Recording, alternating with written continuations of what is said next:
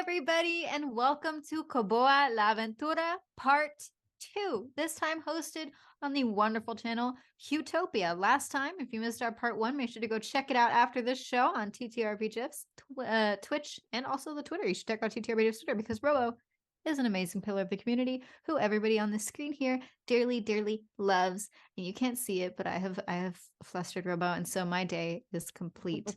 But not yet. Not yet, because we have something very fun and special for you guys. We are here because we have a wonderful story to tell in the beautiful setting of Koboa. Koboa is a beautiful South American and Latin American setting compatible with D&D 5e, Pathfinder, Black Flag, and more. And you guys need to please, please, please sign up for the newsletter to go support Koboa. So you can go to koboasetting.com to sign up. You'll also get a little sneak peek at the beautiful book, which I'm very excited about for it to come out, and you'll get a bit of a peek into the world in today's adventure. So first and foremost, before I recap what we did last time, I'd like to introduce our beautiful, amazing players and their beautiful, amazing characters. So briefly, who are you? What are your pronouns? Who do you play? What are their pronouns? We'll start with Catrina.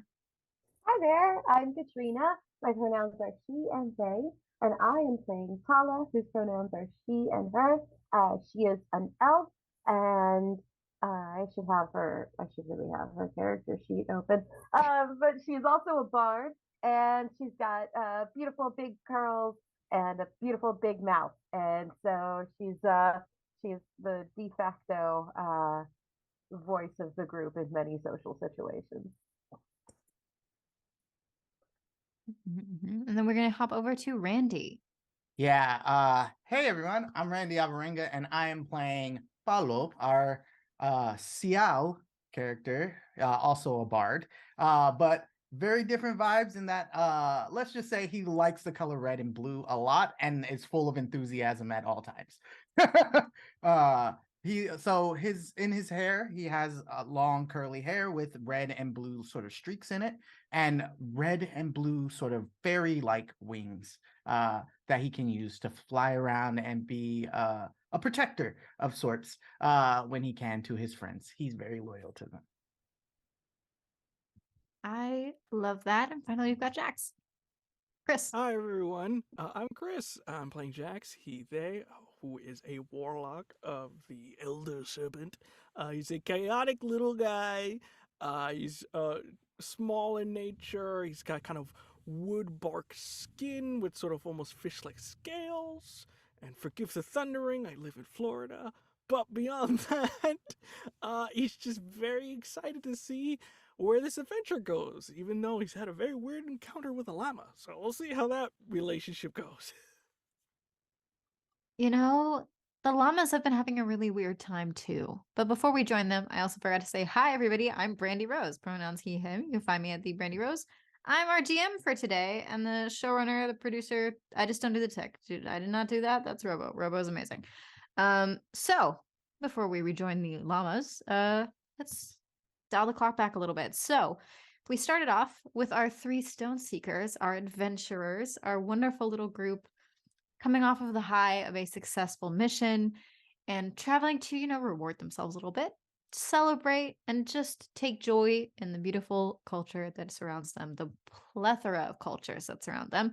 They went to the Grand Marseilla Arts Festival. Now, the Arts Festival is full of beautiful food, beautiful people, dancing, singing, storytelling, fine jewelry, as some of us knew more than others. And as they were taking part in this wonderful festival, they met some old friends and they made some new. Alo would really like it if you guys were friends, but they're very shy.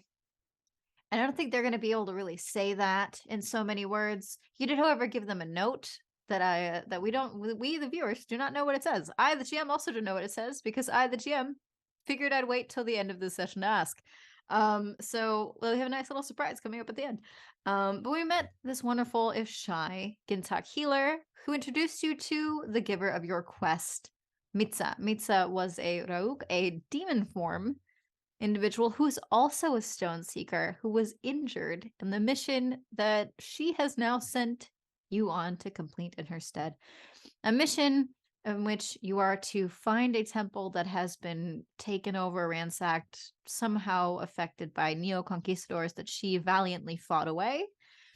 But within it and around it, possibly, you don't know the details yet, there are going to be beautiful native creatures of Koboa. And they're in need of your help. They were suffering under the colonization. They're hurt. They're scared. They might lash out, but they need help anyway. They need compassion. You guys were given healing orbs. Well, even one healing orb. The others are currently in use. More than one animal can fit in a healing orb, but you do have to gain their trust, talk them into going in willingly. If they're in the orb, they're basically in a nice little magical clinic where they will be healed, they will be taken care of, they will be able to be transported and eventually let back out to live their full, happy, natural lives without the effects of colonization weighing on them and their minds. So, without further ado, we left off with you guys in the middle of the beautiful Tala rainforest. It's raining. It's the rainforest. It's raining. Of course it's raining. But your trek is made easier because you met mildly offended and then made friends with, well, not offended. You did scare them a little, though. 3 llamas. They're lovely. You guys were able to communicate with them because of our wonderful Tala. So, you have 3, I'm not going to lie, very chatty llamas. They've been talking nonstop. They're not really giving you good information. They're really just making small talk, and they're talking a little amongst themselves. And one of them's just talking to themselves about the patch of grass they saw earlier that they would like to revisit because it was really good. And you just won't believe how good it was. It was like the perfect amount of ripeness. It's like when you get an avocado on like just the right day, and that doesn't really happen that much. So the other 2 have mentioned they've been on this for about like 2 days. They have not been able to find the patch of grass again because they don't remember where it was, but they've been talking about it nonstop. So you guys have had some entertainment for the next like 10-15 minutes as you have trekked deeper and deeper into the forest on the backs of these 3 llamas. And then you come to a temple. This temple is about 20 feet tall and has 2 layers, like a 2-tiered cake. One layer, it's very nicely angled. It's like 2 levels of a pyramid. So if you think pyramid, you think like maybe you think of ones in Mexico, you think of Chichen Itza. It looks a little bit like you sliced the middle 2 layers of Chichen Itza and set it into the ground. And it is slightly overgrown. And there's some details about it. We'll see if you notice. But what you will notice is that it has been attacked. It's been censored in the way that is very clear somebody's taken a mallet and a chisel and either carved out or carved off some of the initial carvings and fixtures, some of the wording, some of the possibly instructions. You don't know. One thing that is most important is that where there should be windows, there are just carvings of windows. There are no actual windows. And what you'll notice also, there's no door. There's no entrance, actually. It's a beautiful, beautiful pyramid. It's beautifully carved. Even the bits that have been attacked, you see underneath it the underlying original beauty. But there's no door or sign of where a door should be. And it's kind of covered in moss and, it is raining a bit. It's not heavy. Your sight's not massively impeded, but it is raining. Those nice, fat, warm drops. So you're not cold, but it's wet. You don't want to be sitting there. Let's see. I would like a perception roll from all 3 of you to start us off to see what other details you might notice and feel. Okay. First roll of the game. I'm at a 4. I'm but at a actually, 10. I'll check my sheet really quick. Let me make sure. I'm pretty sure. Perception, right? Mm-hmm. Yeah. I am So at a good old 14. Yeah, 14. 10. And you were okay. And that was like with your modifier? Yeah, I Yeah. have nothing. Okay. That's okay. We had that last time as well. You'll notice other more important things. So let's start with the 10. You notice something, you don't know what. Something is off. You'll probably notice this because the llamas have noticed. They have more than a 10 or a 14. They're uncomfortable. They've stopped. You're still sitting on them. They're like shuffling their weight. They're agitated and they don't want to be there. They kind of want you to get off. Actually, they're saying so. They want you to get off. And then they don't want to they feel uneasy, and you can't feel exactly why, but there is something in the air that feels like charged, like as if like lightning has recently struck and could strike again. That tension in the air, the tingly, the gray feeling on your tongue of static is clinging in the air around this place, tickling at your nose. You can feel that. To my 2 14s. Well, you do notice, you are the 2 bards, correct? You would notice this. There's one of the llamas kind of hit a stone. There's some stones randomly around the front now, this temple where you've arrived. They kind of hit it and made a little hollow, like, ding sound.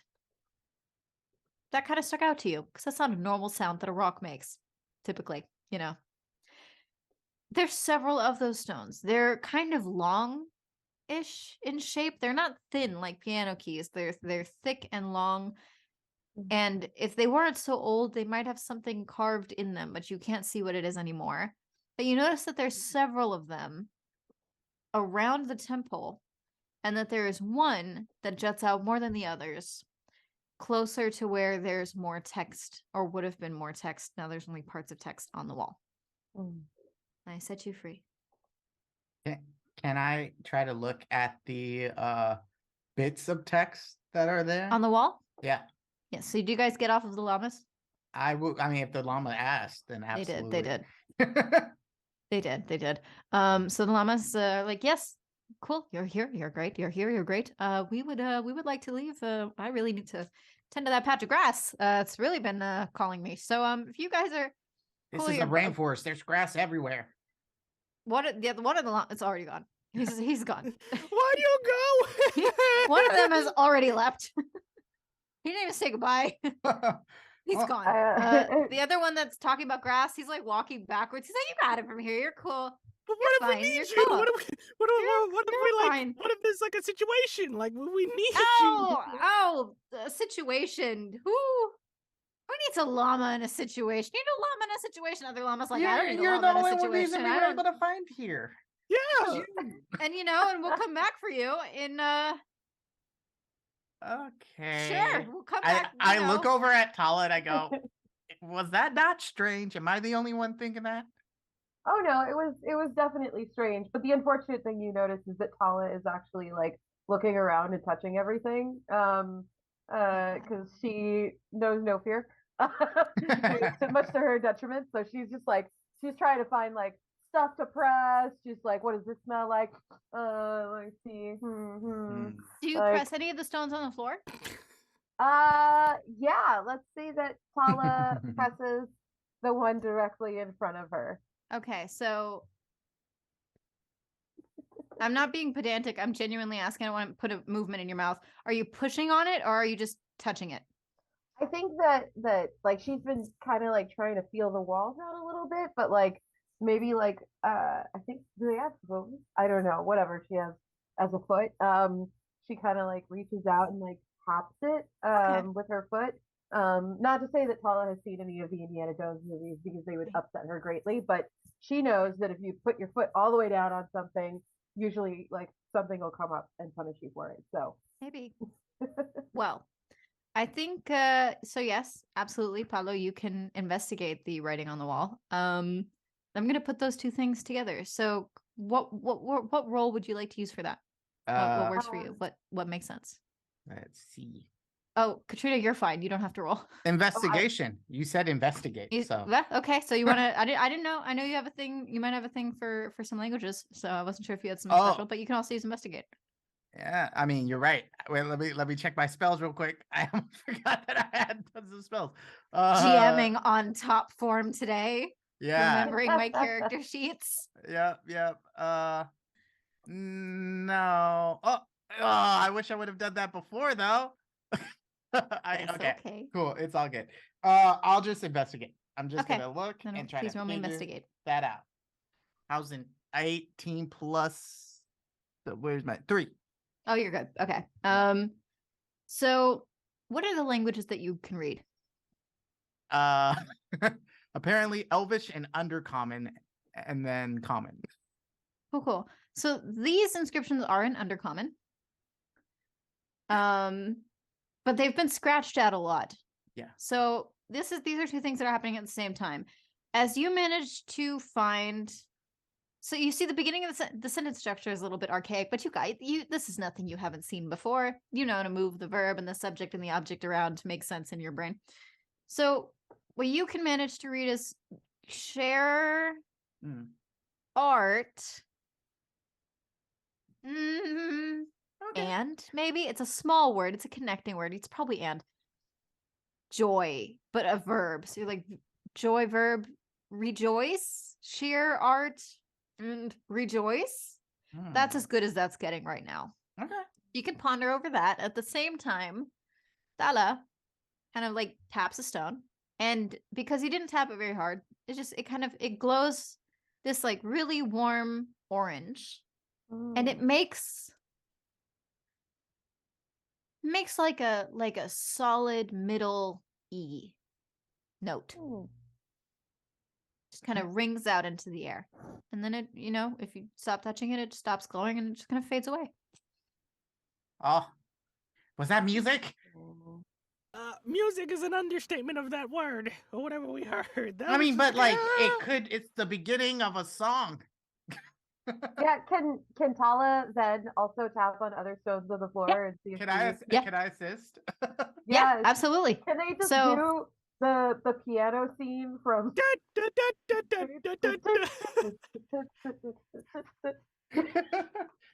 And then the first one I do, I'm gonna use my javelin though, like ding ding ding. Okay, so would you say you're having fun?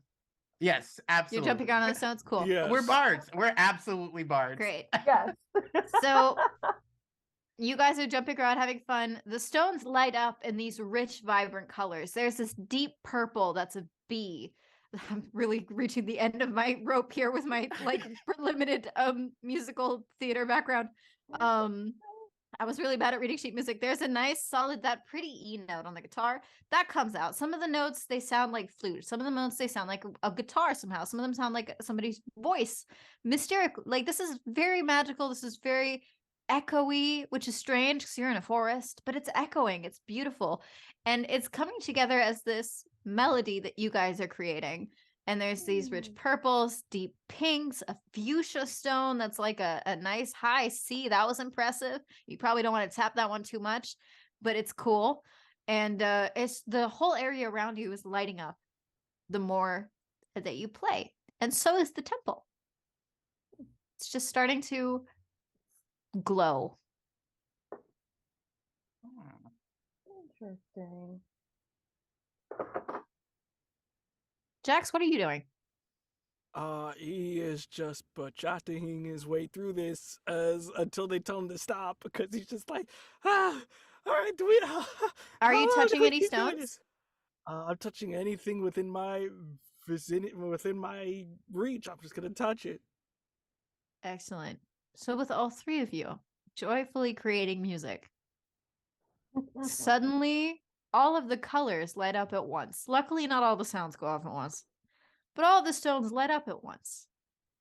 And their light goes under the moss, under the ground, and it all hits the temple at once. And suddenly, where there were carvings of windows or, openings, they have lit up as well in this beautiful rainbow of colors. And it's lighting up lines you hadn't even seen. Lines that were lost to time, or maybe they weren't actually visible at all.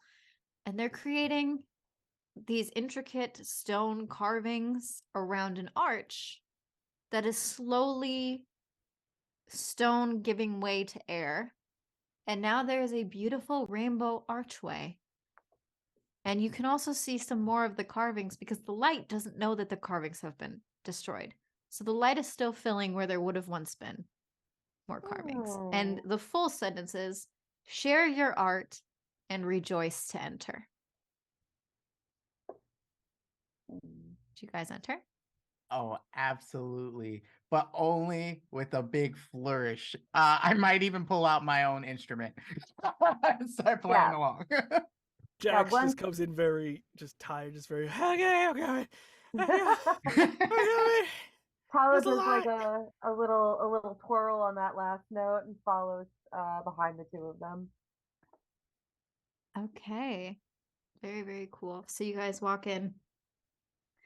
That's sick. It's kind of like walking through, like when like a bubble, the incandescent swirly when you look at the surface of a soap bubble. That's what Mhm. it looks like that you pass through in this portal. And that's when you look back at it, you can't really see the rainforest. You just see kind of like when light hits a bubble and all you can see is the swirly incandescent bits. That's what it Mhm. looks like. You can't hear the rain. You can't smell the rain. You can basically not feel anything outside anymore at all. And it's very dark. The light from outside that you guys created, it did not really come through in here. And it's currently just dark. Whoa. Hold on, let me check there. Anybody got a light? I absolutely do. And he begins flapping his wings, and as he does, they begin to glow with a red and blue sort of glow as he casts his fairy light. We Like, love bisexual lighting. Thank you. Yes. yeah, yep. There you go. And it's just like sort of glowing around him as he moves through the place. Okay. Would anybody like to take a look around this room now? Or what are you guys doing? Sure, I'll investigate the room. Yeah. You guys get to roll. Oh yes. Yeah, Tala is also investigating exactly in the fashion as last time. She's in fact like trying to like Oh, tap the Lord. floor again to see if she can make another song. And that's perception, right? So that's 20 on Tala. I got Nice. 14 investigation for me. Randy, are you investigating? I'm not Oh, wait. investigating. I'm just excited to assist. Sorry, it's investigation, so it's 13. Sorry. That's okay. So we have 13 and 14. That's okay. Let's say you notice, there's a faint glow. It's not perfect vision, but it's enough. There are definitely no more musical stones on the floor. Sadly, the floor is pretty dirty. Like there's just like mud, but like dried mud, kind of covering what underneath it. You can see under the beautiful light that Palo is giving you were probably really shimmery tiles of like lots of different colors, just patterns, and it's just very pretty, or would be if it were clean, but it's obviously been kind of like stomped on with like pragmatic boots. That's not broken, it's really just filthy. So it's hard to make out a real design from it, but you can tell that like this was originally a very beautiful, joy-filled place. This was probably not even that hard to enter originally. However, there's the tiling continues to the walls. The walls are tiled, the ceiling is tiled, and the walls are not muddy. So you do see off of the shimmering from the light that in the walls, it's like there's built-in shelves. Some of them are empty, some of them are full of broken glass. They've obviously been ransacked, but some have things in them. Jax, you see, there is a little, I'd say, well, little. He's about a foot tall and a foot wide. Small stone carving of an armadillo. It's actually really, really detailed. It's much more detailed than your average, carving, just because the artistic styles are different. But this one is a lot more dedicated to realism. And it's on its hind legs and just kind of like frozen. Like its mouth is open, like it was in the middle of doing something. And it's just stuck. Little statue that's in one of the shelves. Tala, you notice there's a lot of broken glass. You might want to be careful where you step. There's definitely broken glass on the floor. There's some jars that are magically sealed. And then there's some jars that were magically sealed and seem empty now. And then there's some jars that seem sealed with something none of you really recognize. It doesn't feel dark. It just feels kind of wrong. Like it just feels like incorrect. You know, like when you look at the way a word is spelled, and you know it's wrong, but it's like so close that you're just Right. like, is it wrong? Or am I wrong? Do I not know how to spell the word laugh? Is there an F actually in it or not? I don't know. This may be a spelling mistake that I made on a test 15 years ago that nobody's ever let me forget. Anyway, that's the feeling you have. It's not a fun feeling, but it's not evil. It's just off. But you see a bunch of those jars. They're a lot of different colors. Those are the vibes you get. They're on the shelves. Interesting. I think Tala will try and take a closer look at what's in the jars, or maybe even because she is so bold, she might even pick one of them up, shake it around a little. Oh Lord. Okay. Just a little, it is. That's okay. You take one of the jars. It's turquoise in color. It's also made of turquoise stones. It's more of like a carved jar. Initially, because of the polish on it, you might have thought it was glass, but it's actually lacquered stone. And the top that it has on it is see-through. It is glass, but it's been made to fit inside of, so the jar, it looks like it just feels solid, but you see it's more like a plug situation, this glass stopper, which means if you looked into it, you'd see a miniature sized Kikam serpent who's looking at you with mild alarm and pressing its feet to the outsides of the glass as it is shaken. Tala like stops shaking it immediately and goes, "Ha! There are living creatures in here." It also goes hot. You can't hear it, but you can see that its mouth.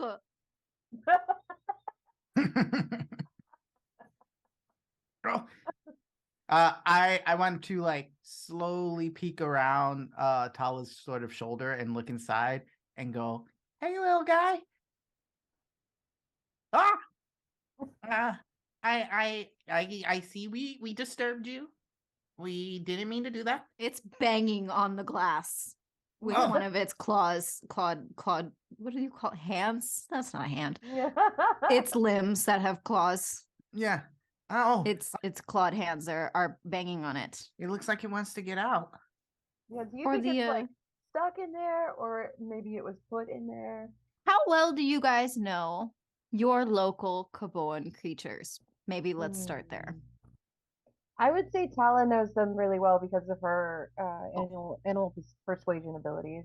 That makes a lot of sense. Would the other two be as aware?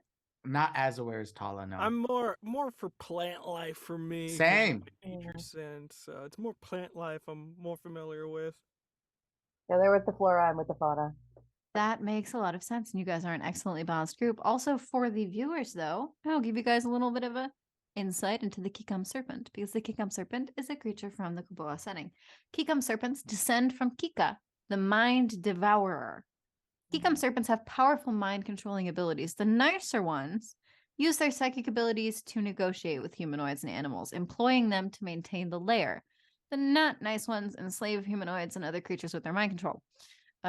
They also have necromantic abilities for brief bits, and will sometimes use those just as employees, like lab techs. Basically, they tend to be curious, and that's about all they have in common, regardless of their moral alignment. So absolutely, Palo is sitting there talking to this creature like, "Oh, the little guy wants to get out. I think we should help him." Free him! And Tala kind of just like raises a hand and goes like, let's hold on about that. I just shook him. And so he may not be, or they, I shouldn't assume, they may not be so pleased with us and specifically me at the moment. But Tala does have an ability as an elf to like persuade and befriend animals. So that might be something. It might be something to use when you're not separated by magically sealed glass. Yeah. I like in her heart she really wants to just like let all the animals free like that kid in ET did, but she's Valid. also just like, man, I really don't want to be enslaved by this little lizard. That would be really unfortunate for me. Would you like to take a closer look at the lizard Yeah. through the glass? Yeah. Yeah. Okay. Can I detect thoughts on it, or is the magic The glass protecting it? would get in the way, but you can actually I mean you could it has nowhere to go. The glass is not big and it's taking up all the space in the glass. It's pressed against it. So if you wanted to roll perception, I think would maybe be best for you. Your animal abilities might actually be better for the role here. For your knowledge, animal knowledge might be better here. So if you guys want to make that roll, see what you see. If you try to really look. Can I make an insight check instead just Absolutely. to see what its vibes are? I got Absolutely. 15 on looking straight at the little creature. I want to help. Palo is all about this little creature. Oh, I know. I'm well aware. I got a 10 on that insight. Okay. That's a 14 plus her like ability, I guess. Okay. So I guess let's start with Jax. The vibe check. The vibes are frantic and rancid, and that's about all I can give you.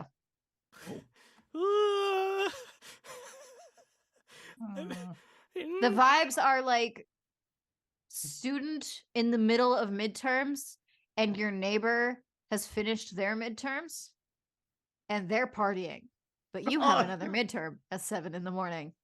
And you're non-confrontational, so this is going to be a long night. I feel seen. that has happened. Palo. Yep. Looking straight into the glass. Mm-hmm. It doesn't look happy. Yeah. It's not happy to be in there. It very clearly wants to get out. And you're freaking it out. Oh, I'm sorry. That's okay. You're all freaking it out because it's confused. You do get that. It's confused. Tala, you would know the most. Mm-hmm. It is frightened and confused, and it does not know who you are or what you are, and it does not seem to know where it is or why it is where it is. So you're getting absolute deep panic, fear, confusion off of this creature, who you know also to be like a very, very smart animal or mythical being, put it that way. Is there any way we could soothe it before letting it out? Like, can I play it a little song or set the jar down at least?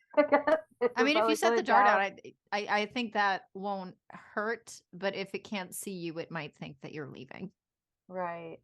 So maybe I set the jar down on its side? Mm-hmm. No. Sure. Yeah, okay. All right. And I'll pull out let's see, what's a very soothing instrument? What do I have? I've got I'll pull out my lyre and kind of just start like playing a really gentle song about about a beautiful forest with lots of like nice little like watering holes and like just a nice humid place that lizards like to be. Mm-hmm. Like the rainforest or the Everglades. Can I find just a nice what I want to find, this is gonna be weird, is like a leaf that's like a little canopy and like a tiny little thing that I can cast I can't ever say this spell, prestidigitation on to That's make okay, like I can't spell that. Yeah, to make like a little campfire for our little serpent friend, like a little like calm rest area for him, so that it's just like warm and inviting. I feel like you would know enough about animals to know that this is a 15-foot serpent. Ah, cool. This Oh. is just magically small. But if you want to, Okay. it's in the jar. That's why. Yeah. But if you want to, Nah, it not wouldn't mine. hurt. I mean, a nice, warm, welcoming cute. fire is probably cute. We don't Yes. need the little canopy piece, though. But it I'm comes out sure it like I mean, there's latches. debris, which means that there's probably sticks. And since you're protected from the rain, they're probably dry. Because it's Yeah. dried mud, it's caked, it's been old. So there's probably Mhm. like dry sticks. And it's not that hard to make a little flame for you, I'm Awesome. sure. So you Yep. could probably make a contained Yeah, it's small just like a fire. small little fire. And what he does is sort of as Tala is playing the lyre, he begins to take out a pan flute and begins to sort of just lightly do it, casting prestidigitation on the fire thing. This is why I don't ever say this spell. That's okay. That's a really difficult word to say. I feel like they should replace that with something smaller. Mhm. Jax, is there anything that you would like to do to soothe these rancid vibes? I think he's just gonna kind of get close and kind of show his skin. Be like, hey, look, you and me on the same wavelength kind of deal. Just kind of like, That it's might okay. that might work. Not in the way that you think, but I'm gonna give it to you. It recognizes something in you. You don't know what it recognizes. You couldn't possibly guess, but it does. It locks on you, and it like okay. It kind of like nods, and then it looks at the other two, and it's no longer like this in the jar. It has like settled. It's realized you put it down. It's not shaking anymore. It's good. It's not like sitting in this tiny little pit. So kind of like, slowly in the jar, like settles on the floor, and it is skeptical, but it is about as calm as it's been. And it's not like in a defensive stance. It's just kind of like standing there. Okay. I'll say Tala finishes her song and then kind of looks to the other two and says, "I think we need to let this thing out to and see how it got in there." Yeah. Mhm. I have a spell that might be able to help with getting rid of the magic, but once it's down, we won't be able to, control it Can't we afterwards. just open it? Can't It's we just? Isn't it magic? And then he I mean, taps on it. Don't tap the glass. No. I just like That seems fine. No. what are you doing? sorry. I mean, it's got a lid on it. So why don't we just go outside, open this bad boy out, and just let it loose? Okay. I mean, the room is big enough. You would be okay. It's not like a small room. It's a large All right. beginning of a temple. So It's up you don't have to it's go up outside if you don't you. want to. Yeah. Tala says, "Okay, well, I'm gonna." And she kind of, let me look. She's got a water skin, and I think she wants to put some water down for it. Nice. Just to because being stuck in a jar must be very dehydrating, and it's a lizard, and they like being a little hydrated. So That is true. so she's gonna open her water skin and like pour some into like the top, Mhm. and set it down by the little like stick bed that's there. And Mhm. cool. And then she's gonna go over to the jar and say like, "All right, we're gonna let you out, and you can settle into this, and then we'd like to know how you ended up in there." And then Please. good. Cool. It like tilts its head at you because it can't hear you properly. It kind of hears the vibrations, and it doesn't. It's still muffled. The song was nice. It was helpful, but they don't know exactly what it was about because it was muffled.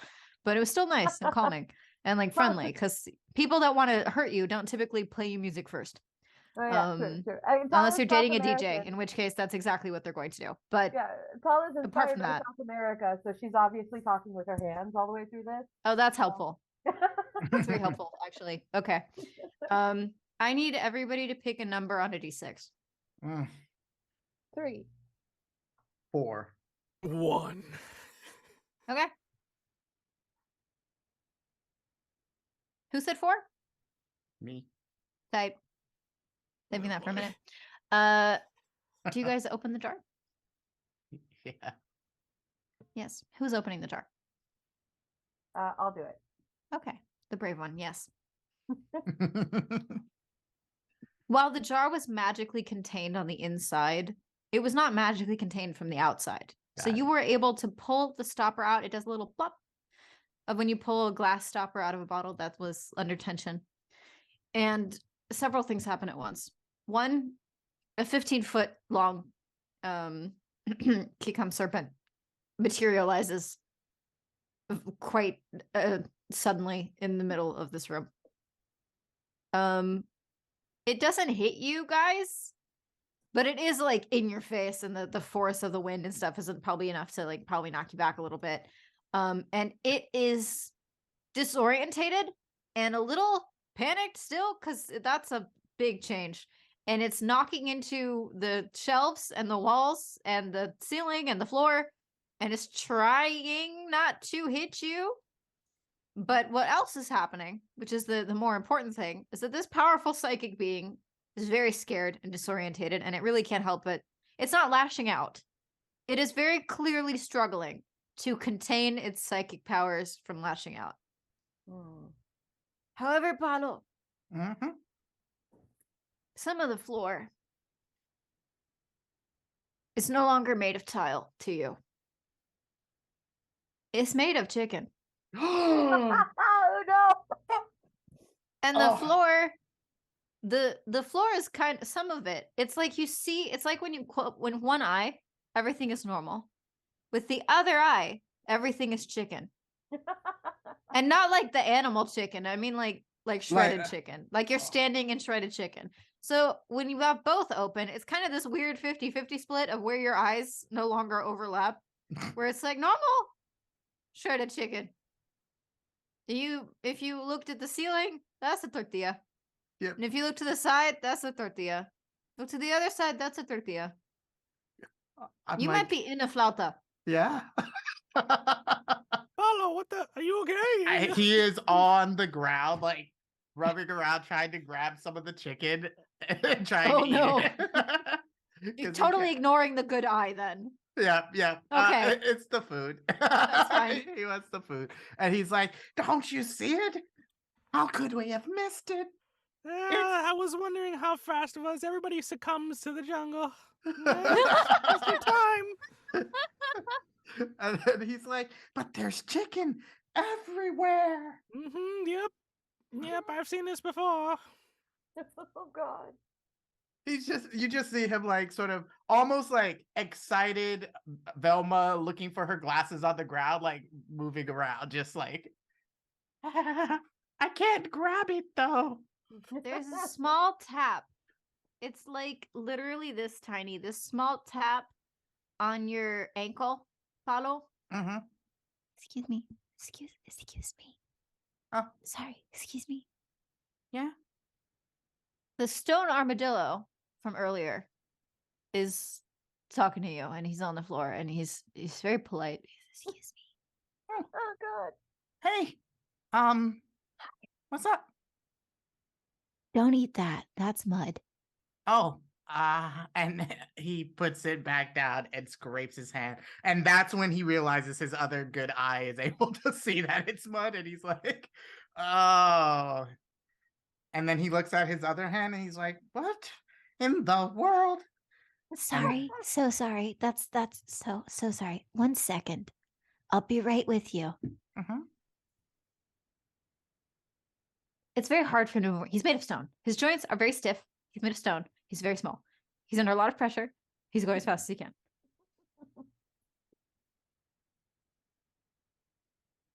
And he's waving at the serpent. And the serpent has been like, looking around, like trying to like take everything in. Clocks the armadillo, clocks the mental connection, and the visions go away for you. You're okay now, Palo. You're fine. You see the mud with both eyes. And I am like, I see we chose incorrectly. Wait. What are you talking about, man? The snake, sure. the serpent did this to me. And our little armadillo friend The serpent- helped me. The serpent looks at you, and in your head, you might feel the tap of a telepathic force, like it's like asking for permission to communicate. And I with you. say, yes, you may, even though I'm slightly angry. Do you want to die? Oh, absolutely Oh, not. God. If that was Watch part how of the- you speak to your elders. I'm so sorry. You're Way right. to go, Pablo. Pablo. Way to go. Did the serpent get you too? A little bit. It got me a little bit, but I'm resistant. I'm strong. And then I look at the serpent and I go, I have nothing to do with that. Oh. It lied in case it said whatever it said. It was it's the opposite. They lied. Tala's like, whoa. Given how like brave and bold she is, she's had a lot of elders yell at her in her time, and she knows Yes, when to go I like, bet. hey, tranquilo, let's relax for a second. Whoa. Don't keep blaming it for things. You're right. That was rude. The dragon like looks away from you again and like looks back at the armadillo and like it kind of lowers its snout to be on eye level with this 1 foot tall armadillo on the floor. So this 15-foot serpent is like bent at a 90-degree angle to like kind of confer mentally, quietly, real quick before looking at you. And I'm getting a better look at Jax. You get the knock on your mental door if you're willing to hear a message. Yes, sirree. I thought you were one of my employees, but you're not. You're committed to one of the other serpents. Yes? That is correct. I am a free agent. I freelance on my spare time. Interesting. Good. Good choice. Thank you. And this is now a knock you all get. If you guys are all cool with it. Thank you for freeing me from the jar. I see my lab has been destroyed. You are not the same creatures as the destroyers. You smell better. And better looking. Interesting perspective, yes. I cannot judge that personally. Who trapped you in here? They smelled very bad. I puff up my chest in an overly exaggerated way and like pretend like I have like giant Neo Conquistador boots and I walk around like I own everything. That's mine. Did they act like that? Yes. Mm-hmm. And they smelled very bad. Yeah. They have a very keen sense of smell. This has been the most offensive thing. He has been sitting on this for God knows how long that he's been trapped in there. And that was the last thing he got to smell. He is very hung up on it. Apart from that, though, he's like, okay. Which one of you smells best? What do you think? Who's got the flautas? Yeah, which one of you do you have flautas? Mm-hmm. I do. Yeah. It's each of these nostrils is like the size of my palm, by the way. So it's like, you ever seen an aardvark eat? It's kind of what it looks like. Like it's very soft, right? Yeah. And it just kind of like suctions onto your bag for a second. It's not long like an aardvark, so the whole face of this thing is in your personal space. Sniffing. Well, let's be friends. Maybe I can share with you a little bit. And then he pulls out one of the flautas and he goes, I'm sure you're hungry. If you gift me one of those, I will also give you a gift. Oh, I wasn't expecting gifts, but yes, absolutely. Yeah, you could have had it for free, but yeah. It absolutely immediately inhales the flauta. Whoa. Yeah, One piece. Just like maybe some kind of drool on my hand bit, left, yeah. and I'm like, well, I see we're friends now. Don't shake that away. That has important alchemical properties. You're very lucky to have that. That was not my gift, but you may keep that anyway. You're welcome. There's a lot of spit involved in this. It's good for your skin.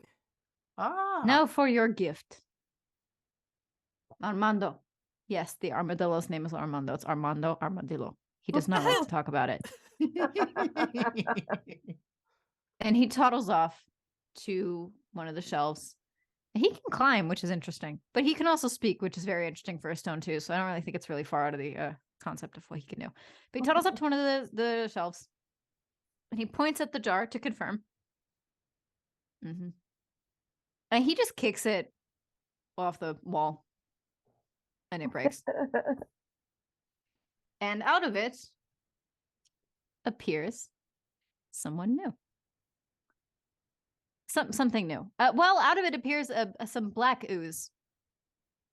For a second, it's. Who here has seen the live action 2004 Scooby-Doo 2 Monsters Unleashed? I probably have. We will privately fix that. Anyway, if you've seen a monster, if you can, well, you can picture it. The tar monster type consistency from the old Scooby-Doo movie. So basically it looks like molten, sticky sap, but it's not see-through.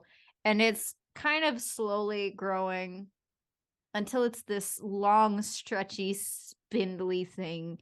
And then it kind of starts to take shape in the way that there's two hollowed out things for an eye and a like really straight mouth. There's no actual texture to it. It's just goop and ooze, and it smells like salt water. Definitely doesn't smell like the rainforest. It smells like salt water.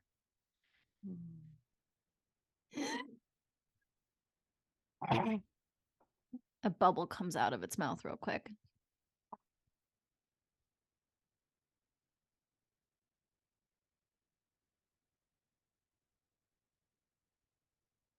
And the like little sockets like blink at you.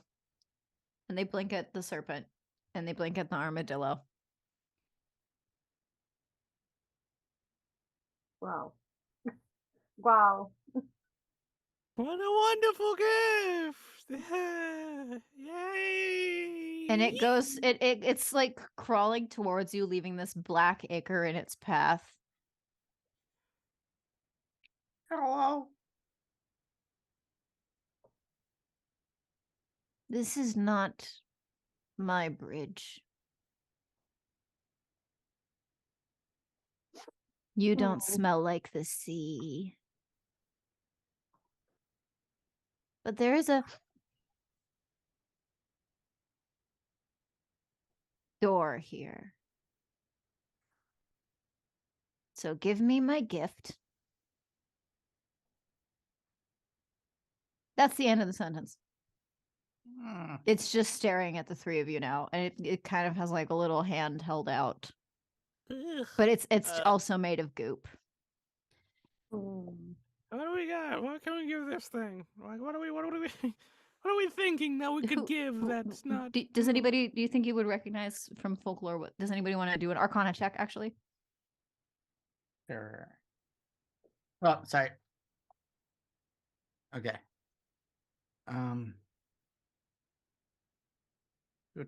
Arcana is a dirty 20. It's an 8. I don't know what you are. What is this? What are you? I got a dirty 20. yes, Tala.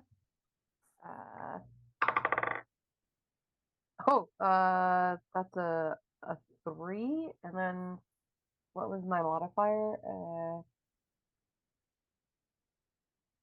What was the modifier? Was there any modifier or just No, I think it's a straight is fine. just a 3? Yep. Okay. So only one of you knows what this is. It's another Koboa special. This is a binya. A binya is an oozy creature, originally from lakes and rivers, or in this case, he ended up by the ocean. They go wherever water goes. They frequently wind up in city sewers or damp areas of dungeons. They're patient carnivores. Usually they take the shape of a small island or something near them to consume whatever climbs on top of them. They do, however, prefer to just eat the bones, and they leave the meat of things behind, which can become actually quite the human delicacy, meat that's gone through a binya's body. They can be spiritual guardians of specific areas, which is what this one seems to be. So if you wish to cross through an area, you have to make an offering to the binya, and if the binya accepts the offering, it allows you to pass. Any damage, though, and you would know this because Koboans all think that if anybody attacks a guardian, that is a, like, really big act of aggression against the spiritual realm, and you guys would be heavily offended by that, by seeing somebody do that to them. And this binya is lost. Got it. So the reason Palo knows about this is simply because of the fact that it makes a delicacy of food. Like that is like where the knowledge began, and he sort of studied it a bit, but like that is the beginning of his interest. And he goes, "Oh, I've never seen one of you in person before. Do we have any bones on us?" They eat bones, but not like, it's not that sounded a lot more grotesque than it was meant to. Like when a creature lands on it, they like that's how they eat, right? It's the circle of life. I don't have any on me though. I only have these flautas. Well, and he opens his bag and there's maybe like crumbs left. I don't even have that. Well, I mean, we got the I candy. don't need bones. Oh, I like need candy? gift. gifts. The serpent is still with you, by the way. Who's been watching all of this. He kind of thought this would be clearer, but his gift to you. But he's now wondering if maybe he should have been more clear. Do you know something that we don't, my guy? So, I mean, I don't want to be rude or anything, but can you spell it out of what this is? Like, in The terms serpent is going to, because Tala was the holder of our wonderful orb. And the serpent, also, of course, you're the best at animal handling. So you're the one that this serpent has the most connection to. The next step in that level would be Jax, because you are basically an employee waiting to happen. Which is about the most personal relationship they get. Probably just relieved that it's not her earrings because she really likes those. So the serpent wheezes out and kind of sinks to the ground, and the armadillo kind of goes to it and sits next to it, and it pushes a claw towards the binya, and the binya holds its hand out to the claw, and they're just kind of holding claw and ooze for hands. Wheezing. So Tala will turn to the others and say, "Wait, the gift that the serpent gave you, we should pass it on." This and he doesn't shake his hand, but he wants to. He said that wasn't the gift. I think it might be the orb. Oh.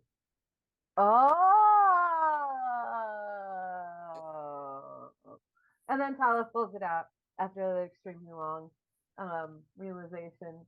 And she kneels down and hands it to them, or holds it out to them. When you're holding it out, they don't take it, but you're holding it out, which means that the orb is now activated. And the serpent looks at it, and it mentally investigates, because it can feel out the magic, and it realizes what it is. And it looks at you a little sternly about, like, I am trusting you. Do not make me regret it when I come back out of this. And the serpent,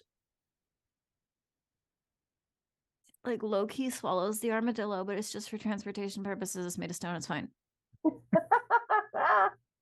It's a little weird to watch because it's still a 1 foot tall, 1 foot wide stone armadillo who willingly walks into the mouth like it's walking into an elevator, and it gets swallowed. And then the serpent goes into the orb and the orb glows. And then if you look in, there's still a lot of room in the orb, but the serpent is kind of like curled up and sleeping. And the Binya looks at the service that you provided and it wheezes. Okay. And it sinks into the floor. And then the floor falls away. All of it. And that's where we go on our break. So, Whoa. you want to see what happens? Please come back in 15 minutes after we've had our wonderful break. Please take a bio break yourself. Get chips, get snacks, get breakfast, get whatever your time zone appropriate food is, or whatever food's not time zone appropriate. I'm not your parents. I'm not telling you what to do. But make sure you hydrate. I am telling you to do that, actually. So make sure to come back in 15 minutes to see what happens on the finale of Koboa La Aventura. Hi, and welcome back to Koboa La Aventura Part 2, the finale here on Utopia. I'm your host, Brandy Rose, and I'm here with my amazing, amazing players, and we are back after break to bring you... The floor has disappeared. The floor is she's just gone underneath you. Luckily, you put the serpent and the swallowed armadillo.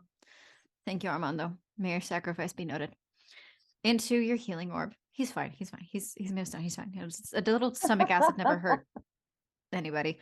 Take it from Palo. He took a face full of it last episode. So, it's a little gross, but it's fine. And the oozing Binya disappeared back into the stone before everything fell away. What you'll notice is you're not falling fast. You are, but you're not in danger. You're just falling.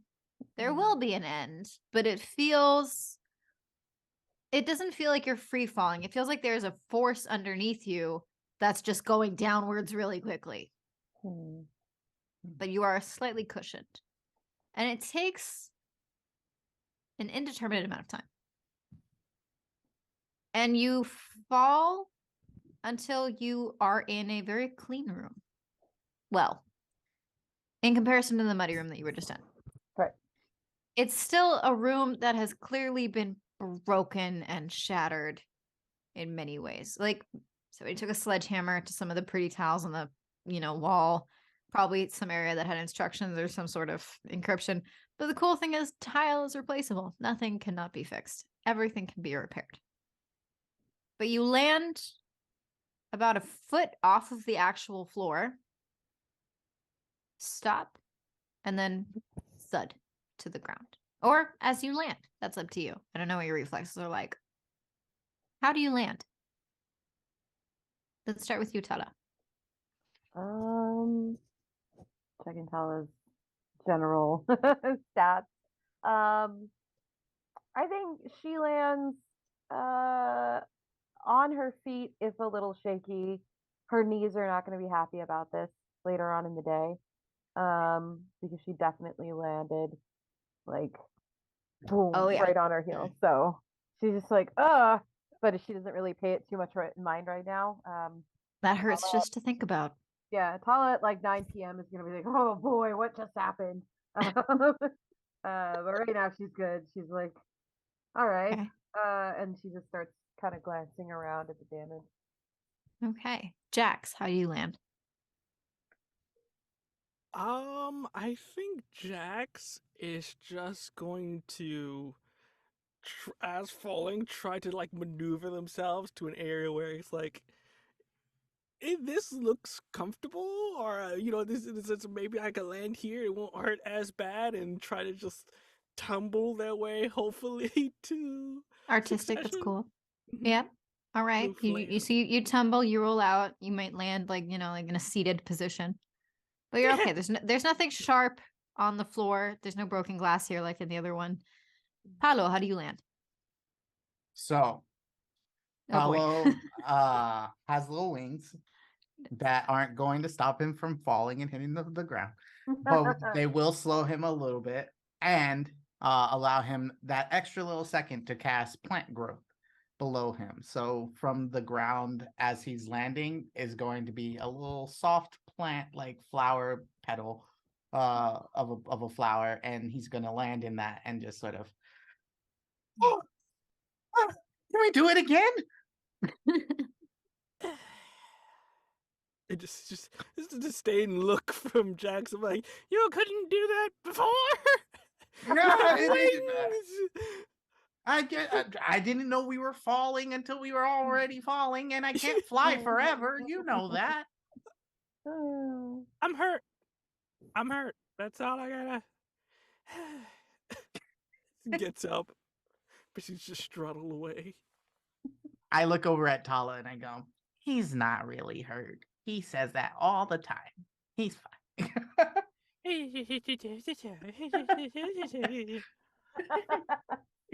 Tala's like holding back laughter. It's like, okay. Well, let's take a moment and look around because we are clearly not in the same place anymore.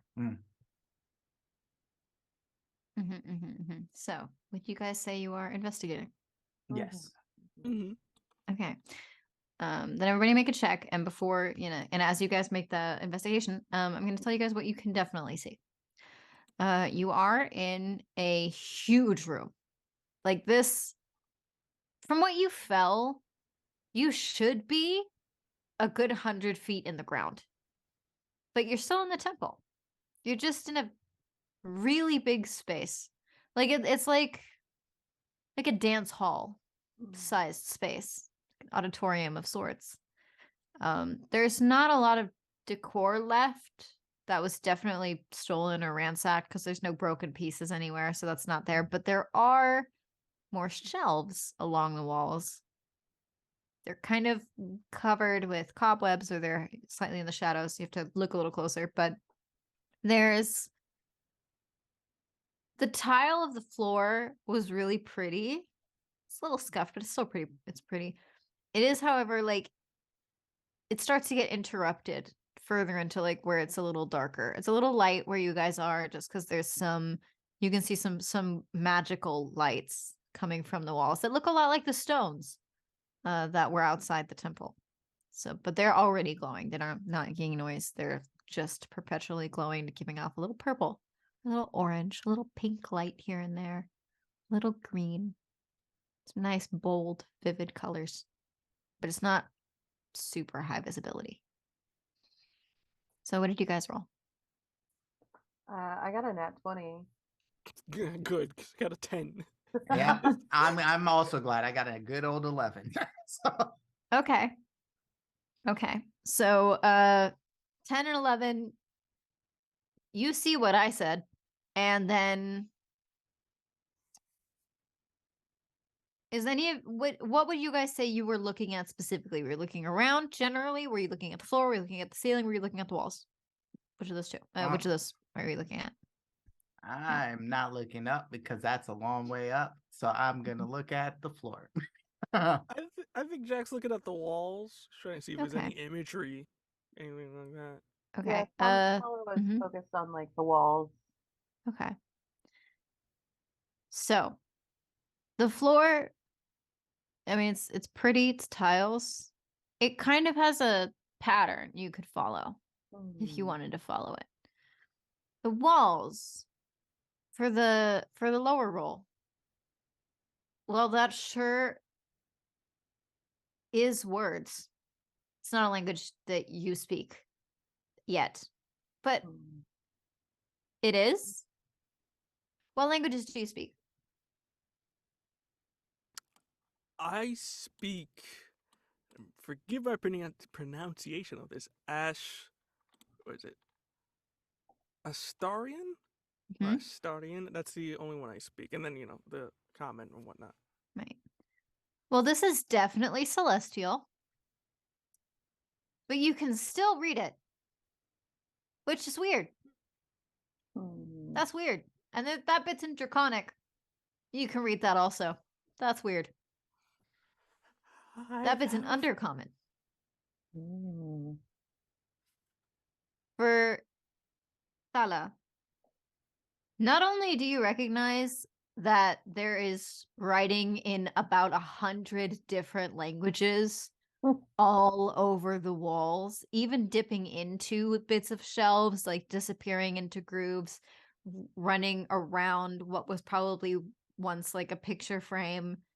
The walls are entirely filled with language. You also hear whispers in the air. The air is full of faint whispers in any dialect you could hear. It's kind of like you can hear all of the next 60,000-mile radius Whoa. of everybody speaking at once. It's not overwhelming because it's faint, but you can pick out individual bits of dialogue if you tried to focus on a whisper. And you can understand everything that's on the wall, even though when you look at it, you know you shouldn't be able to. But you do know what it says. It's not like you could word for word translate it, but you read it and you look at it and you know what it says. Like as if you'd grown up with that language. Wow. That's a lot. And they're all notes, by the way. Some of them are lyrics. Some of them are recipes. Some of them are coordinations, maybe steps, maybe a dance. Some bits are scratched off. That's, there's no magic that can make you understand something that's been scratched off. But it's like people have come and left their joys. They've come and left their contribution to the temple in the form that they know how to. So if they were cooks, they left recipes, etc. And that's what everything is filled with right now. It's like the best bathroom stall graffiti ever. Kind of. Yeah. So Tala kind of relays this to Jackson Palo and says that these look like markings left here by people that were here about their lives and their happiness and just a marker of their existence. Oh. Nice. I will say, I can read all of this, which means I am smarter than I've ever been before, which I think is a fantastic thing. You just kind of like if you looked at it, Palo, you can also understand. Yeah, he's been looking at the floor and he goes, "What are you talking about?" Oh. Let me translate for you. I know it may not be, the professor's in. Sorry to break it to you, bud, but I can read it too. So that you're not special. Okay. Oh my god. Whatever you need to help you sleep at night.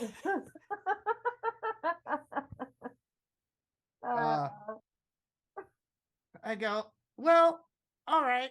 So this all is very different. Like this one is like some dance steps, and that one's like a poem. Why?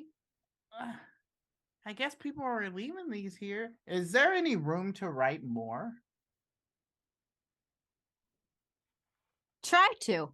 Yeah, that's what I was going to try to do. So he goes, all right. I wonder if this will help us. And he thinks to himself and he pulls out his little notebook that he's been keeping and just a small little poem that he's written. He sort of goes, this is one of my favorites. Let's see if we leave it something here, what that does. And he sort of writes it on the wall. And what does it look like as he's trying to find the space to write it? The moment you approach the wall with your writing utensil, all the writing glows. This mix of purple and orange and pink and green is just flowing through it like a very selective rainbow. And the writing moves around where you were writing. So it makes room for you, but also lights up the entire length of the wall. And what you will see now is that all 4 walls are entirely covered in this script that is glowing and moving to accommodate a new edition. Like it's happy about it. And this light also makes it clear that the tiles are also writing. You just couldn't see it because it wasn't bright enough, but the writing is huge. So a creature much larger than you, which accounts for the high ceiling, has also left its messages. And you can see that you probably read like one or two words, so you have to really fly up and zoom out to be able to read the whole thing that's on the floor. But there's a recipe for something called apple snow. I don't know, it's a dessert. That's really all you got for it. That's what's on the floor. But there's also some breaking in the tiles that you can see further away. You can't see exactly what's breaking the formation, but the glow stops suddenly in the middle of the floor a little ways away. So in this long dance hall, you guys are around here, and somewhere around here, you see that the script parts around something because it's not glowing in the middle. But everything else is glowing, and it allows you to write your poem. And as you were writing, everything is glowing. And after you finish each letter, it starts to glow. All right. So that's them, and the lights, they seem to be calming down. But we at least know how it works a little bit, right? Mm-hmm. Be very useful for my new dissertation. Okay, Professor. Mm-hmm. Indeed. So, from an academic's point of view, should we go to the area in which it is not a light to see what that dealio is? I think so. Yep. yeah, let's do that. Indubitably. Whoa, he's really using all of the vocabulary he's learned over the years for sure. He's running out. He's like, Yeah. I need more words. Yeah. Gotta be more. Tom's like, oh no, let him go. Let him do it. I want to see how long he can keep this up. So, while Tala is the only one really aware and acutely aware of it, the whispers are starting to creep in for the two of you as well, especially the closer you get to this dark spot in the floor. It's not overwhelming, but it's overwhelming in the way that, like, if you don't like white noise, you won't like this. But it's not overwhelming, so you can't hear something else. It's just whispers that are getting more and more, and something is off again.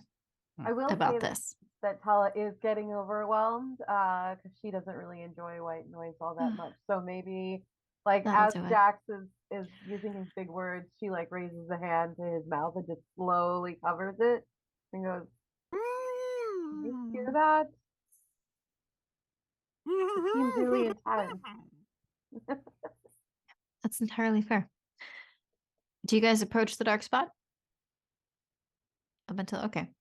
When you get there, you'll notice.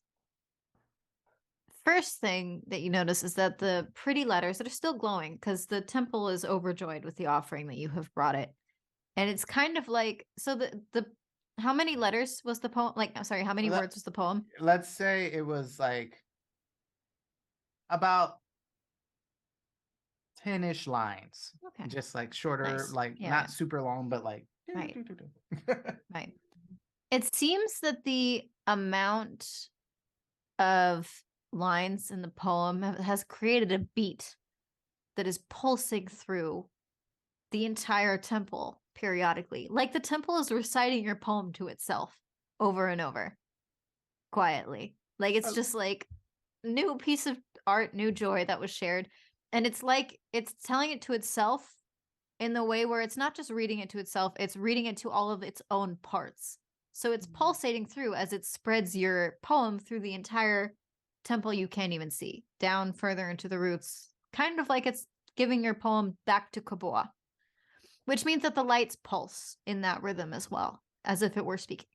But you can't see it. You can't hear it. I mean, you can hear the whispers, but that's not part of it.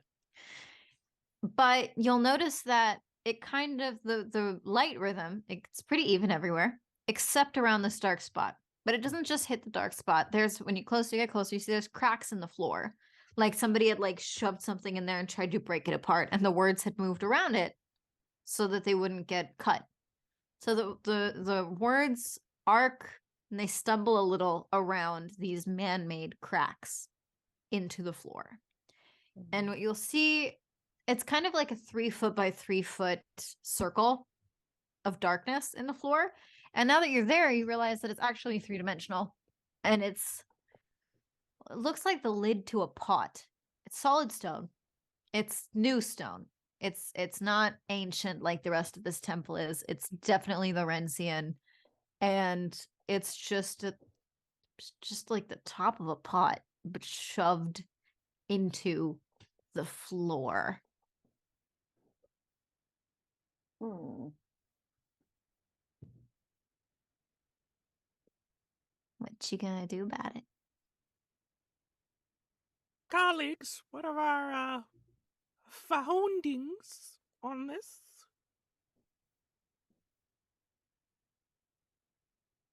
Hmm. I mean, I think Tala being Tala, she is going to take a step forward and try to investigate. Okay. You can roll me investigate. Yep. If your Arcana is better than your investigate, you can use that instead. Reach the sea. Well, we'll go with investigate. That's 13 plus 3, so 16. You're gonna reckon, especially because you handled the jar earlier. Mm-hmm. It's the same magic. It's Laurentian, so it's not right. It's never gonna feel right to you. Mm-hmm. Oh, And smells it's familiar. Smells bad. so it feels like a seal, and it feels, but there is something Koboan in it Mm. that is seeping out of it.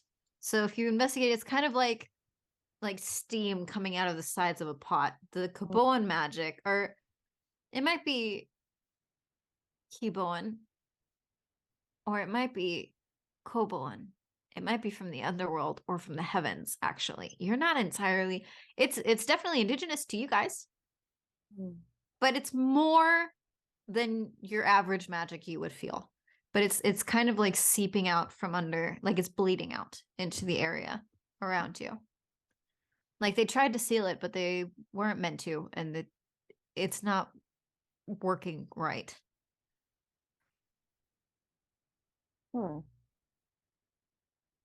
So she'll turn around and like relay that to the others and say like, this feels really, really familiar. I think this may have been the Laurentian, the work of the Neo Conquistadors. So we might want to be very careful with the way we handle this. Understood.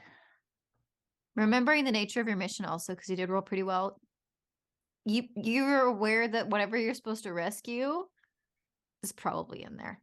Mm-hmm. Yeah, so she's not going to shake it around this time. Well, you couldn't. It's 3 by 3 feet of stone. Yeah, exactly. She's not going to mess with it in any way. But she's like, there's life in there. We've got to get it out. Yeah. Life finds a way. This is easily the pair of streams I've done that has the absolute most cultural references in it.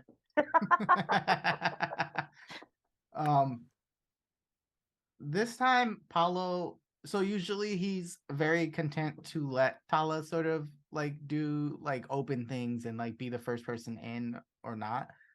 In this situation though, he gets kind of really serious and he's like, all right, just tell me how I can help. Because it's kind of big, right?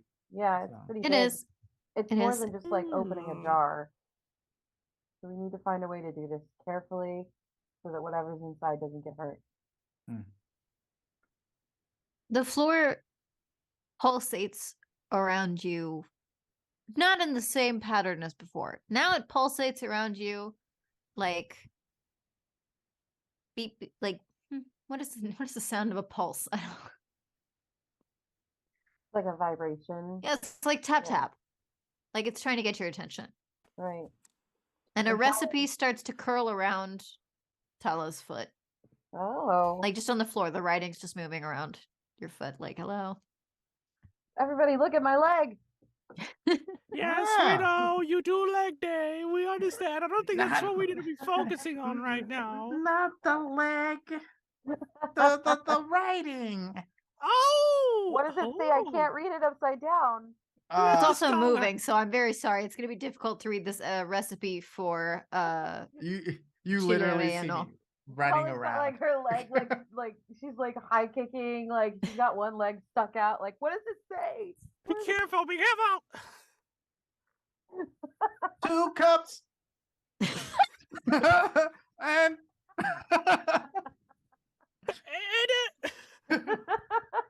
A small poem in Celestial.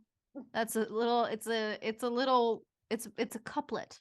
It's just a cute little Oh. couplet. Don't make me come up with one though. I don't it's want to do fine. that right It's now. fine. Yeah. The Yeah. Latin poem, it's the most beautiful poem we've It's so ever beautiful. heard. So When in so doubt, few words. when in doubt, pull the tribute by Tenacious D, and it Yeah. always works. Wow, So- wow, this is so profound, even though it's Yep. upside down. Touches my it's- soul. It's coming around Paulo's leg.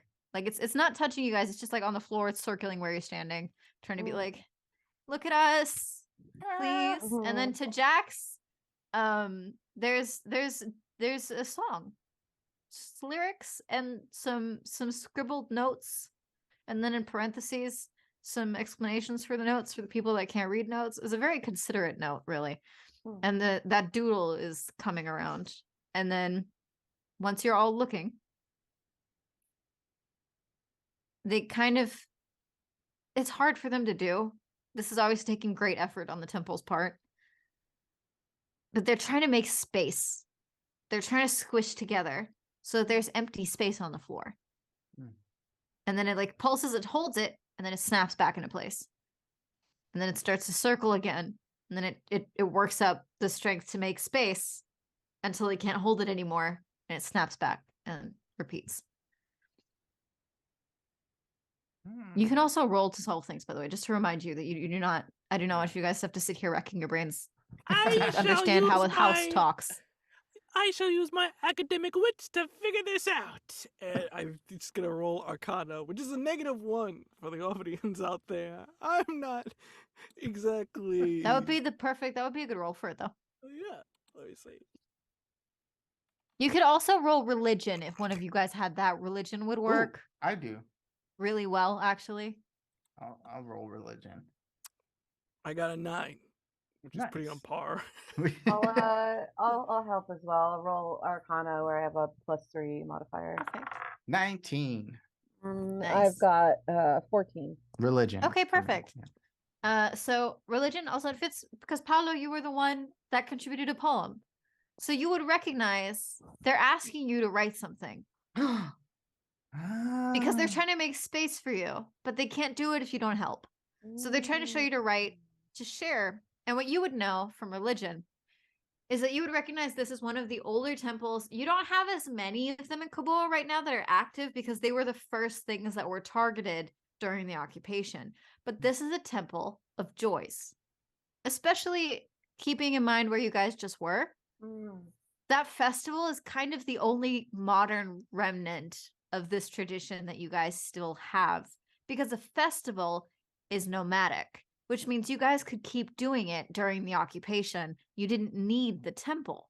But originally, those festivals came from temples of joy. Now, the temple of joy is imbued with magic that feeds into and off in a symbiotic relationship with the world around it. Both people, their joie de vivre, their joy of life, but also nature and the harmony and the balance of everything.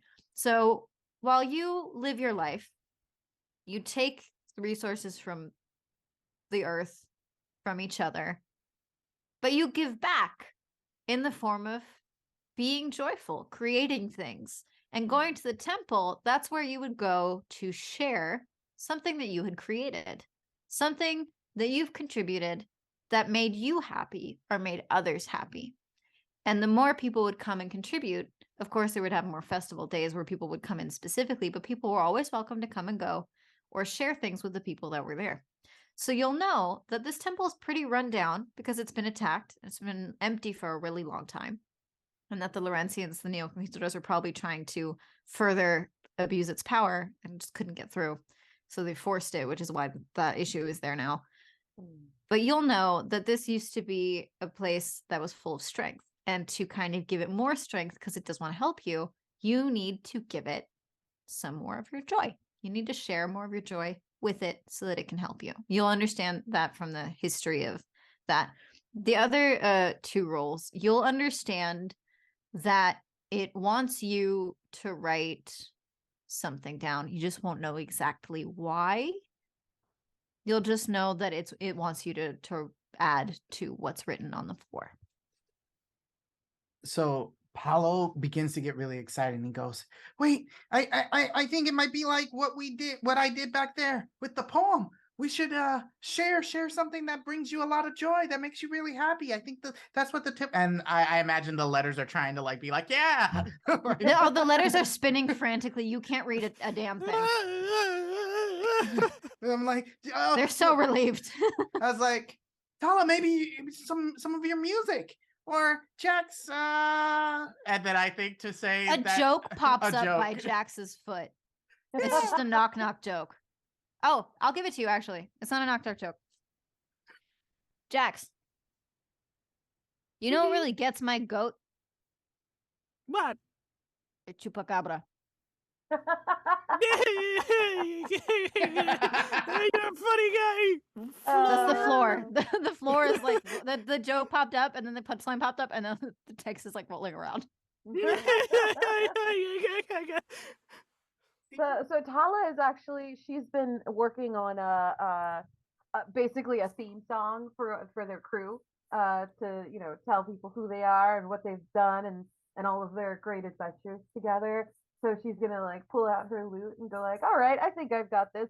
Some of these words aren't finished, so I might have to improv a few, but we're gonna work on this together. And she just kind of like strums and then goes straight into like the riff and like tells the tale of each of them, of Palo and Jax and herself and how they came together and their last great conquest and or their great quest because they don't really conquest. That's somebody else's job. Wrong word. I think you need to redo that one. That's fine. That's fine. The adventures you guys have gone on. The adventures, yeah. And so she'll kind of just like recap that and do a little dance around the room and all that stuff and just share her joy of like having found these friends and being part of this group and sharing these experiences with them.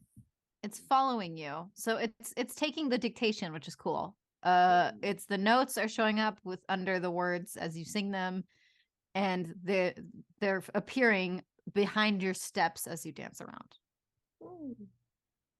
And it's glowing brighter. I think Palo would immediately begin writing about just having met like friends that accept him the way he is and that bring him so much joy in that like they share their laughs and the things that are hard for them, and he just writes their names together and he says, these people are like my family and I love them.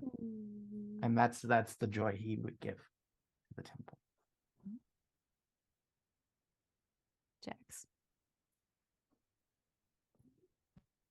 I think Jax just keeps. He's like, got any more jokes? And just like there's also recipes and food related things, which is maybe more your bag. Yeah, I think he kind of exchanges like, I'll tell you a joke, and if you tell me a joke, I'll give you a fine recipe. And he comes just. Oh, the jokes are like pouring in now. Oh, you guys! I'm writing this down for the comedy set I'm gonna do later on today. Oh, this is good stuff. So, yep, there you go. There's this glowing light, and it's growing and growing and growing. So your recipes are being added, your song, your dance, everything is coming together, and the seal around the stone, the magic of the words has started to begin to be able to creep over the boundary into the seal. And it's taking over the stone. And it's kind of burning it away. And what appears to you, sleepy and confused. Jax especially will recognize this. And all of you will recognize it from folklore. Sleepy and confused arises out of the crumbling ash where the letters are now pushing into the ground underneath it. A Hakam serpent. Hakam serpents are a very big deal, especially in Koboa. They are, I had a prop here, but we luckily did not need it. Hakam serpents are creatures of wisdom. They have one head that is a cougar and one head that is a llama. The llama is known for patience, long-term thinking. The cougar is known for thinking in the now, being very spontaneous, but also impatient. And slowly, this gigantic creature rears up and looks at you. And it looks like it's shaking off a daze. It looks ill. It looks confused. Who are you? One head starts and the other finishes. And what happened?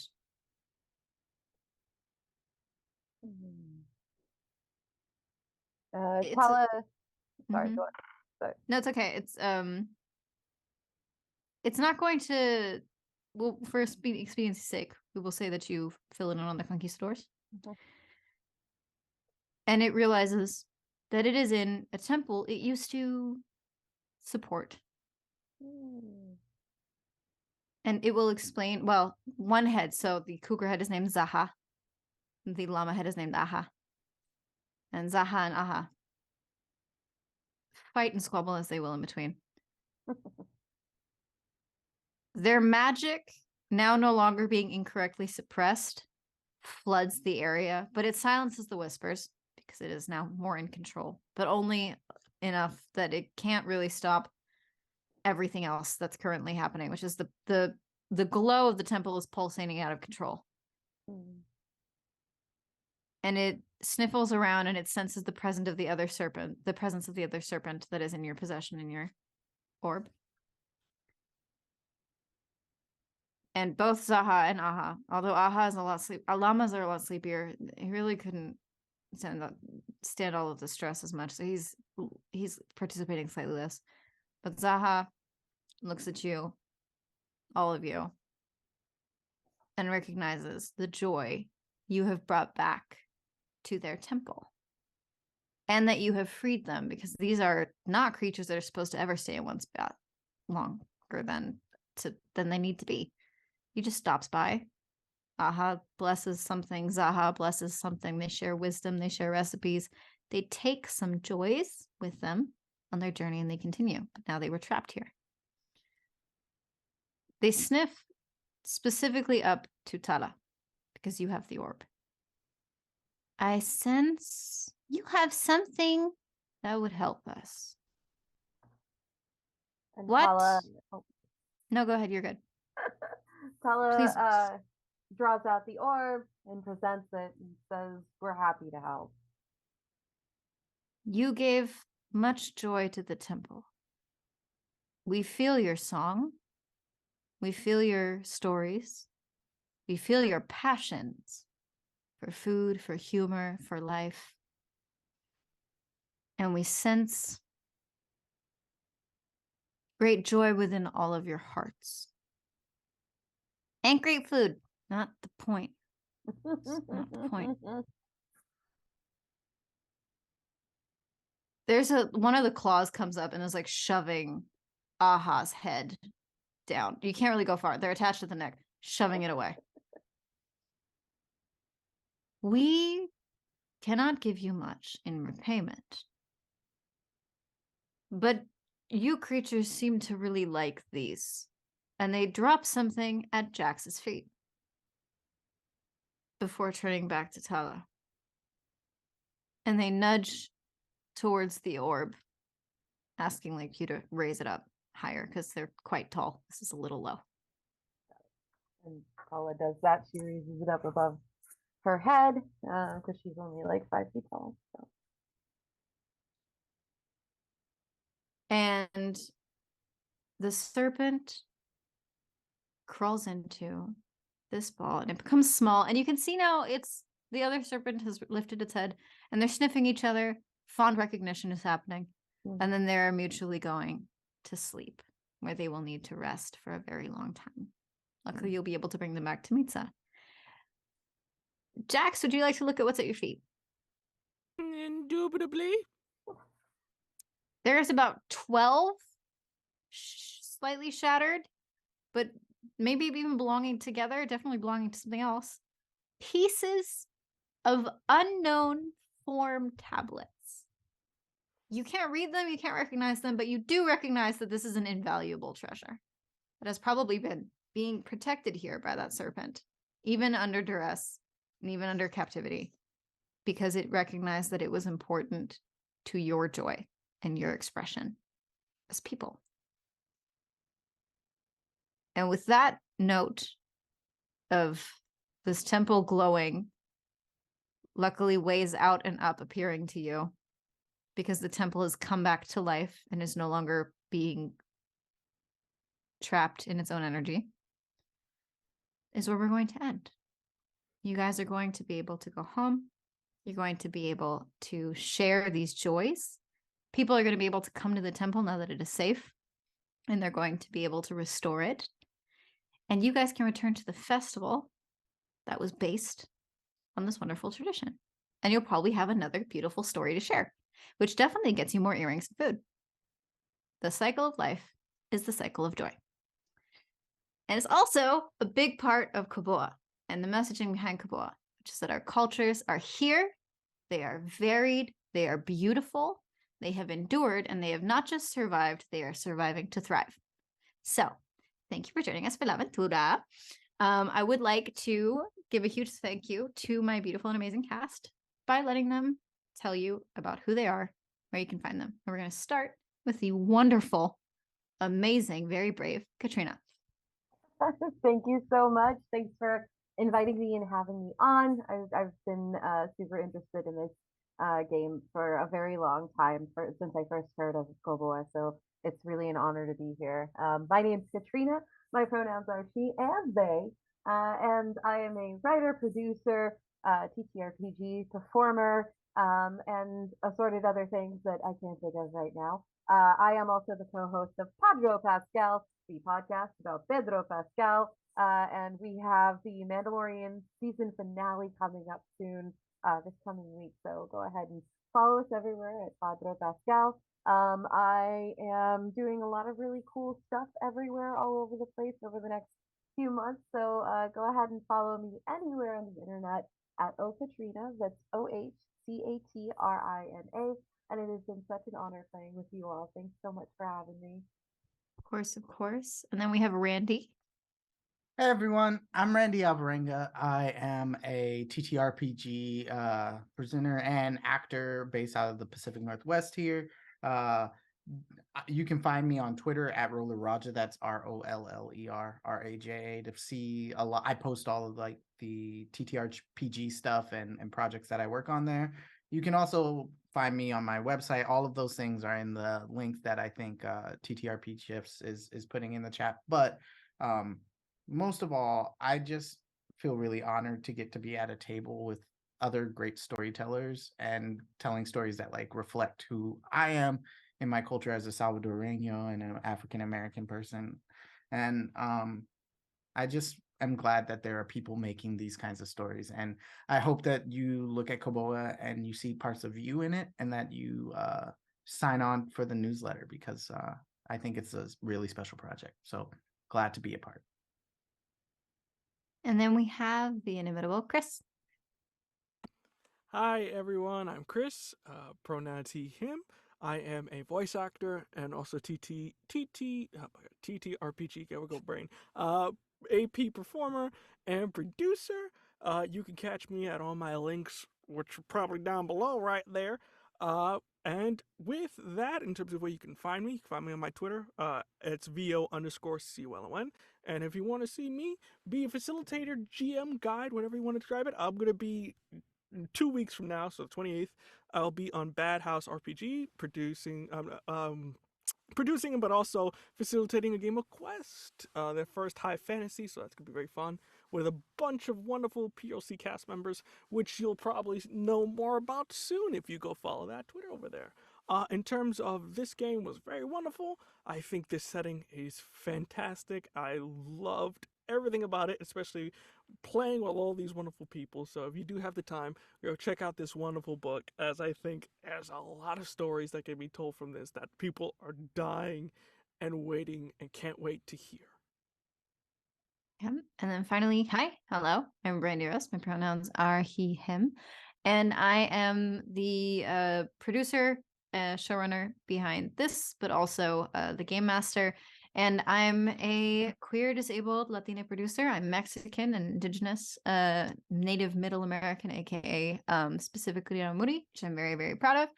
And I'm a director, I'm a writer, I'm an actor, as well as a game designer myself, talk show host, podcast producer, network owner, all of these things. Spend a lot of time also volunteering and teaching other people, especially other people of color, how to do anything that I do and how to advance their own creative goals. Like, for example, running all Indigenous shows, running all Latin shows. And it has been an absolute honor for me to work on this production, to be hired to create this AP with a specifically all Latina cast. You guys are all wonderful. I'm always looking forward to getting my friends into hired gigs, getting my friends onto tables together, playing with you guys for fun, and doing it to share a beautiful message, which is that all of our cultures are here and they are beautiful. They deserve to be shared.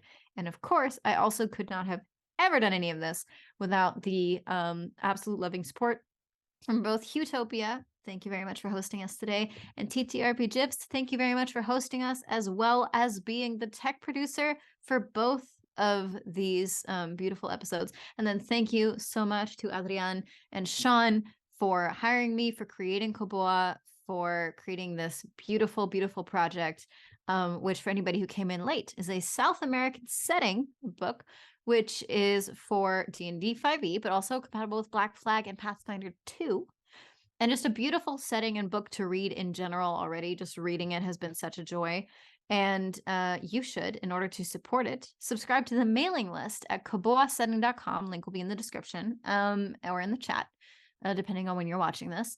So please subscribe there and go follow the Kickstarter page so that you can keep up to date with everything that is happening. And you can make sure to support this project and snag it when you can, because you should. I want to see 8,000 APs. So that is a wrap on where you can find us and what we do. Of course, I think I did not say my socials, but that is okay. They are on there. It's at the Brandy Rose on Twitter, and that's the one that will find you anything you want. Thank you so much for spending some of your Sunday with me, or whatever time and day you're watching this. Thank you so much for letting us show you pieces of our culture and our values, and just sharing our joy with you guys. So thank you for helping us keep this cycle of life alive. And we will see you guys hopefully again someday here in Koboa. Thank you.